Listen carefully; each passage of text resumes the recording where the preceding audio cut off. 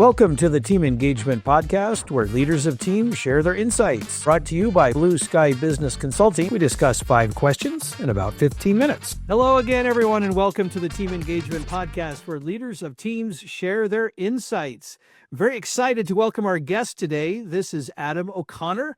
He is the Chief Commercial Officer for Gear Inc., and they're located in St. Albans, England. However, today, Adam is joining us from Turkey because his wonderful wife is about to give birth to their second child. And I probably am sharing way too much information there, Adam, but so pardon me for stealing the thunder there. But you are joining us from Turkey. But thank you so much for taking time out of your busy schedule to join us. Tell us a little bit more about what's going on with you and especially with Gear Inc. Thanks, Sean. It's great to be here. Yeah, so Gear Inc., a business process outsourcing company. We're in 25 different countries at the moment. We had around about 8,000 different staff, and we operate call centers, back office functions. We do a lot of trust and safety online to look after people, make sure the content moderation's being done correctly. Do some development work, and we're growing quite rapidly. So really excited to be on the show with you.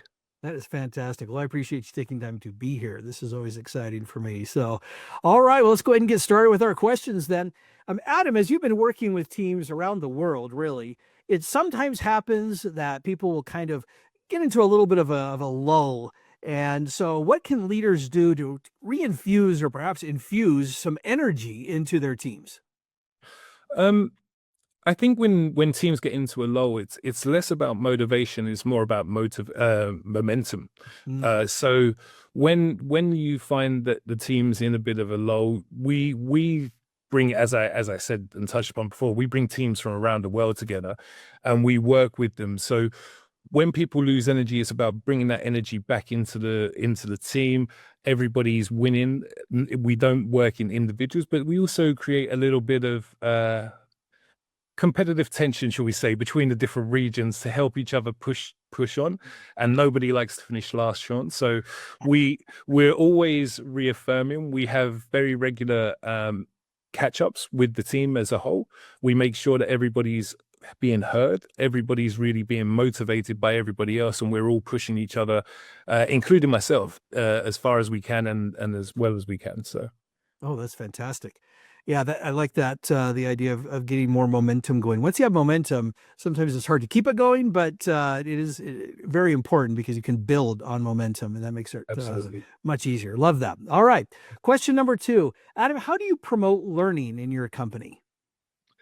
So we build learning into culture. It's not, I don't make anybody sit down and do 3 hours of classroom teaching or anything like that.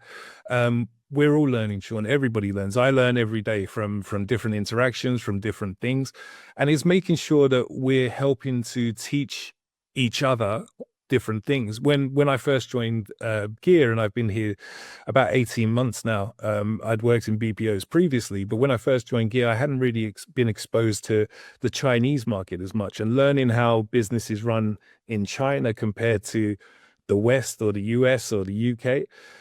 It's a completely different process. And I learned from some of the team members how to do that. And then we taught others how to do different functions and sell to other people.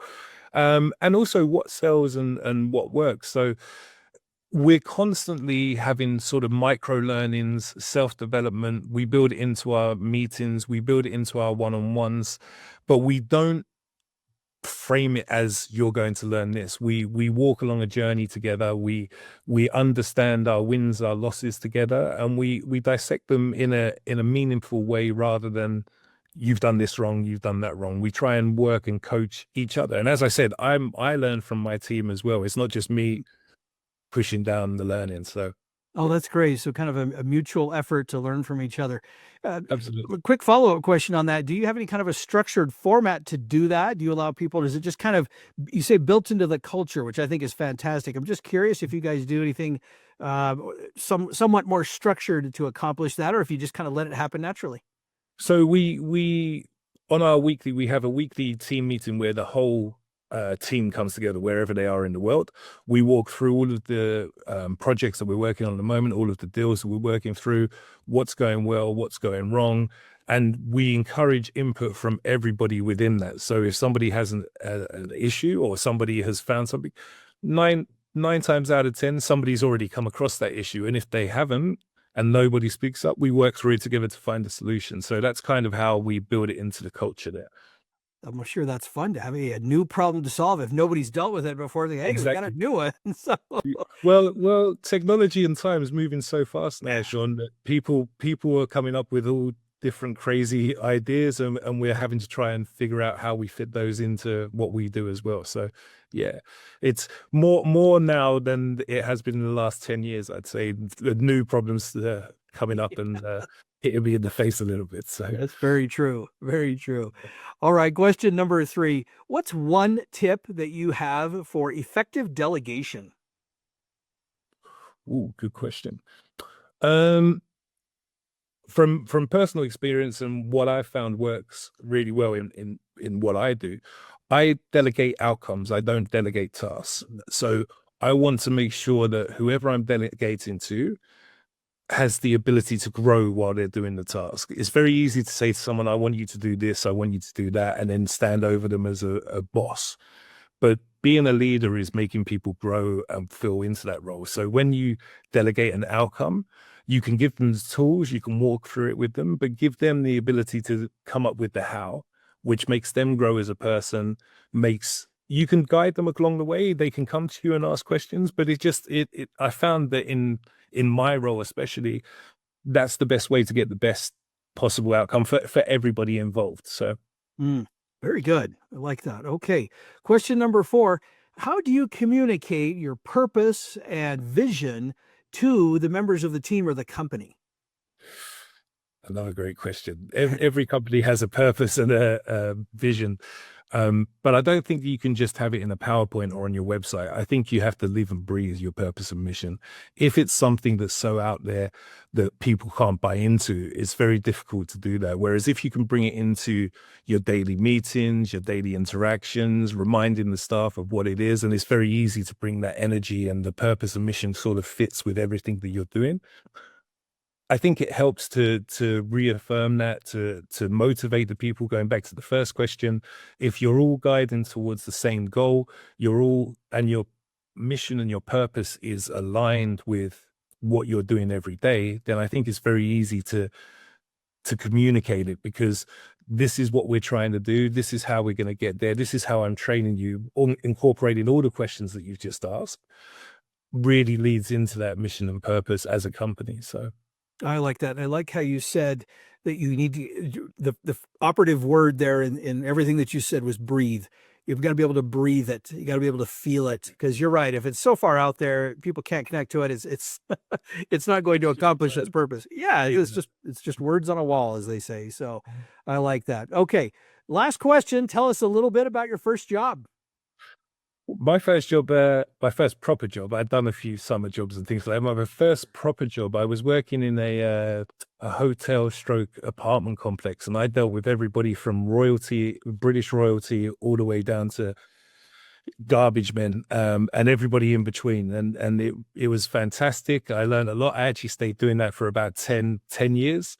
I was on the front desk and was dealing with people looking for parties, dealing with people who just wanted somewhere quiet, dealing with people who just wanted a nice restaurant to eat in.